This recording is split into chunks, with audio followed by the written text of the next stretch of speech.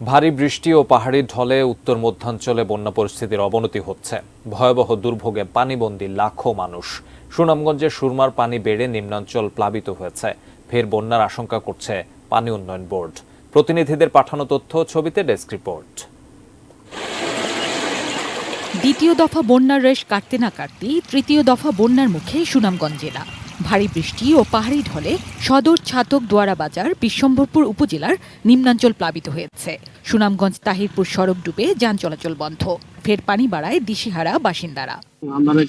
আমরা শান্তিতে থাকতাম, কাম কাজ করতাম, চলতাম, ফিরতাম, খাইতাম। আমরা খুব কষ্ট পেতে আছি, মানে চলাফেরা খুব কষ্ট, অনেক কষ্ট। দুর্ভিক্ষ আছে, লাকড়ি নাই, ভাত নাই, খাবার নাই, মানে মারুছি, এরা সব মানে মারুছি। আগামী 24 ঘন্টা মাঝারি ও ভারী বৃষ্টিপাতের পূর্বাভাস রয়েছে। ফের বন্যা পরিস্থিতির শঙ্কা করছে পাওবো। সুনামগঞ্জের উজানে যে গতকাল থেকে 24 ঘন্টা যে বৃষ্টিপাত হয়েছে সেটি আসলে গ্রহণযোগ্য মাত্রায় রয়েছে। যদি আগামী 24 ঘন্টা ভারী অতি মানে 300 উপরে ক্রস করে তাহলে সেটি ডেঞ্জার লেভেল ক্রস করবে এবং বন্যা পরিস্থিতি তৈরি করতে পারে।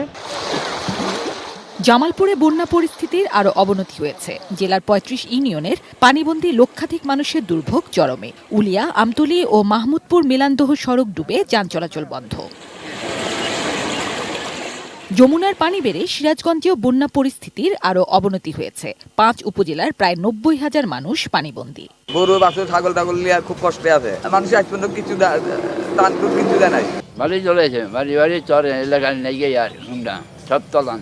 টাঙ্গাইলে যমুনা ও ঝিনাই নদী তীরবর্তী এলাকায় দেখা দিয়েছে তীব্র ভাঙন। নদীগর্ভে বিলীন শতাধিক গ্রামের বাড়িঘর, হাটবাজার, ফসলি জমি। জিনিয়া ইসলাম, ডেস্ক রিপোর্ট, 18 নিউজ।